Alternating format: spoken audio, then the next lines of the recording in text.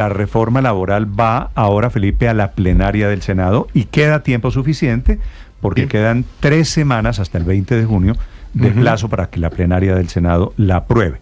Reforma laboral, que quiere decir el gobierno quedará sin baterías, sin insumos para hablar de todo lo que está hablando, del paro de hoy, de la consulta popular que quiere sacar adelante. La reforma laboral fue aprobada con la votación mayoritaria de senadores de diferentes partidos, de los verdes, inclusive del Pacto Histórico, de la U, del Centro Democrático en la Comisión Cuarta del Senado de Colombia. Juan Felipe Lemos fue coordinador ponente de esta reforma laboral. Doctor Lemos, senador Lemos, buenos días. Néstor, buenos días, saludo especial para usted, para todos los oyentes y para quienes lo acompañan en la mesa de trabajo. Usted es senador de la U, ¿verdad? Sí, señor, yo soy senador del partido de la U. Senador, estos 75 artículos aprobados en la reforma laboral incluyen recargo nocturno a partir de las 7 de la noche. Incluyen recargo de dominicales y festivos de 100% a partir del momento de la promulgación. ¿Cómo quedó la reforma laboral? Ese fue uno de los temas que suscitó mayor discusión el día de ayer, pero además durante las 2 últimas semanas en las que los 15 miembros de la comisión estuvimos trabajando de manera intensa.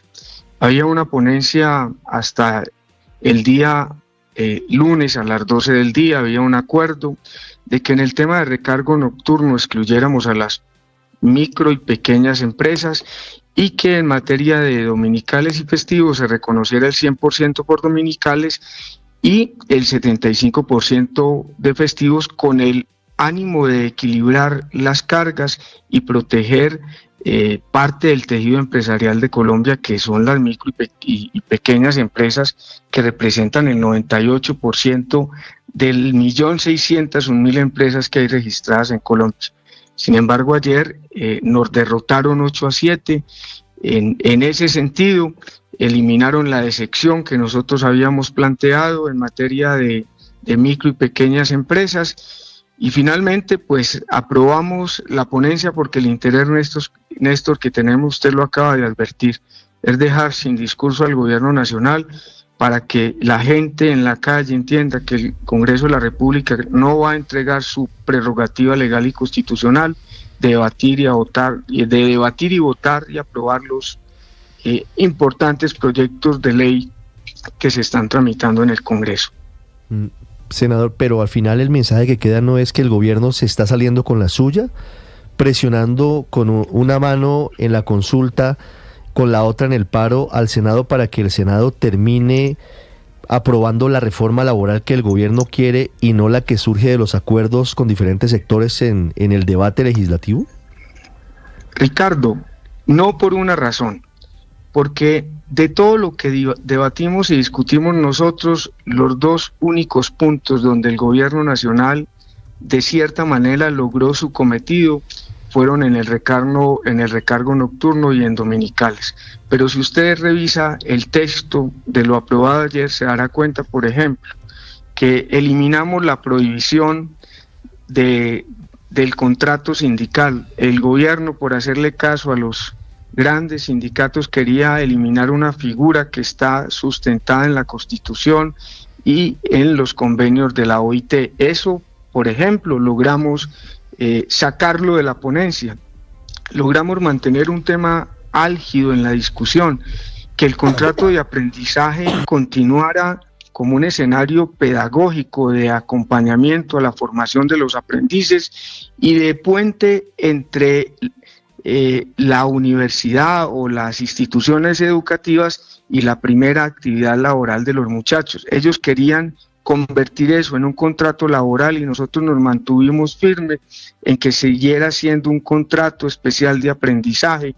Obviamente mejoramos las condiciones, pasamos del 50% al 75%, el reconocimiento, 75% de un salario mínimo como reconocimiento en la parte electiva y el 100% en la parte práctica, además de que el empleador pague salud, ARL y pensiones. Sí. Pero evitamos que eso lo convirtieran en un contrato laboral porque iba a ser más complejo, iba a impedir que esos muchachos pudieran ser contratados, porque sería más sencillo para el empleador pagar la sanción moratoria que contratar un joven de esos.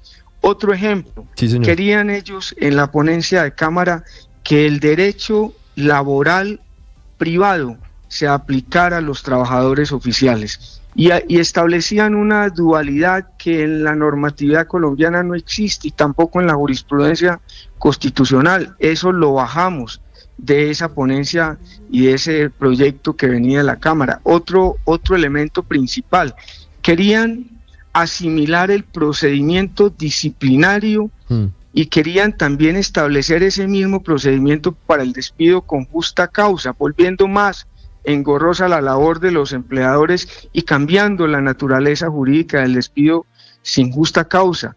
Y lo que hicimos fue eliminar eso que ahí se establecía. Y pudiera aquí quedar contándole pues un poco de cambios que le hicimos a la reforma, pero pues habrá tiempo para eso. Pero realmente esta ponencia que aprobamos ayer, más allá del sinsabor del recargo nocturno y la eliminación de la excepción de las micro y pequeñas empresas que vamos a defender en plenaria, obviamente, lo demás yo creo que sea una reforma laboral equilibrada, que equipara cargas entre reivindicación de derechos laborales a trabajadoras y trabajadores y protección del sector empresarial. Señor. Doctor Lemos, bueno, se han decantado muchos temas polémicos, pero se patea la pelota hacia adelante, hacia el último debate, se patean otros temas que van a ser muy álgidos y usted lo menciona tangencialmente. Uno de ellos es el de los aprendices del SENA.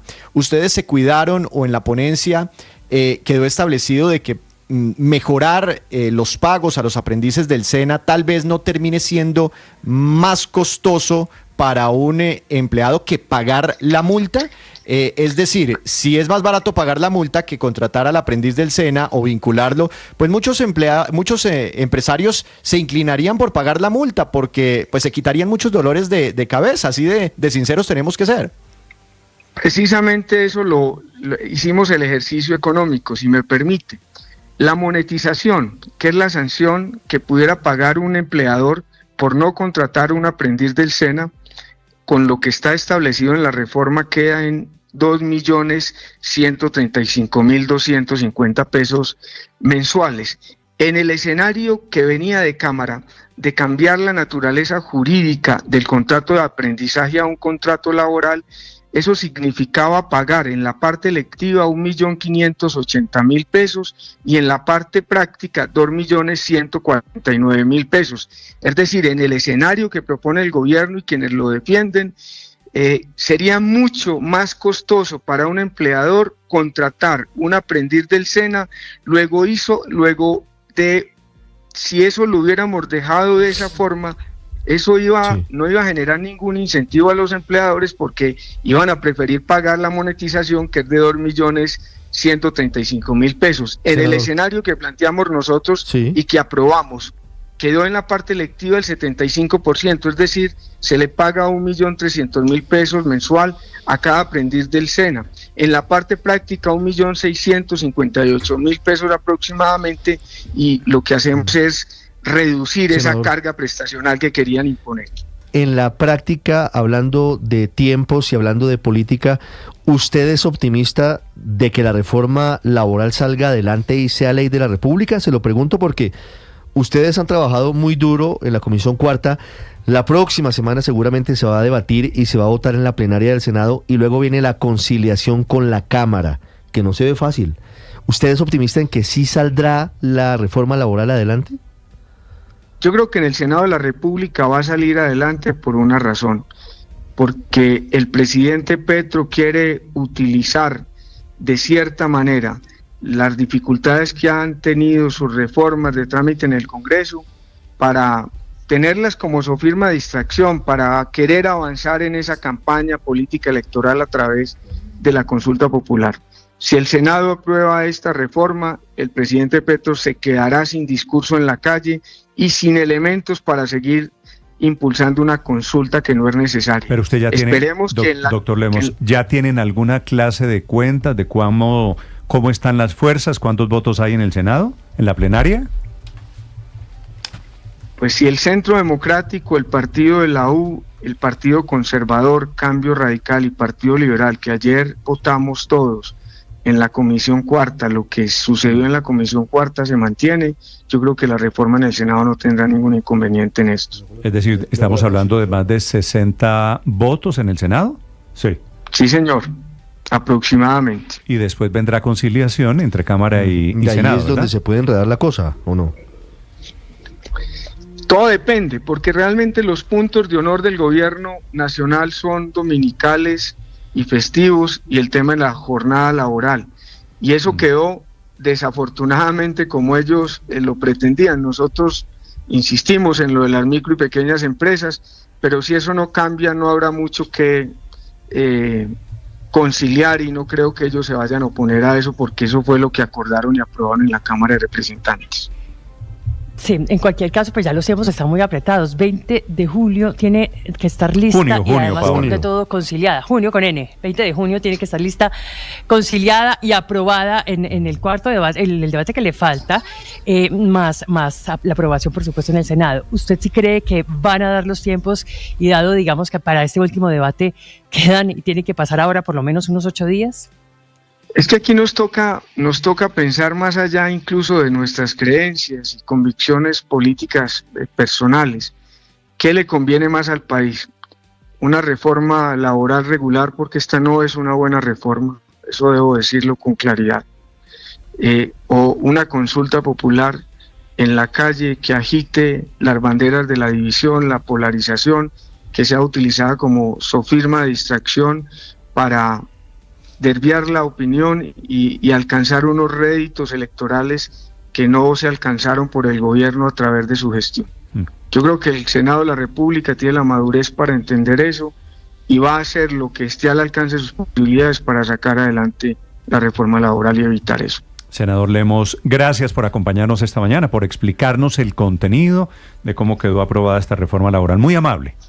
A ustedes por la paciencia y la generosidad del tiempo. Muchas gracias. Es el coordinador ponente de la reforma laboral en la Comisión Cuarta del Senado.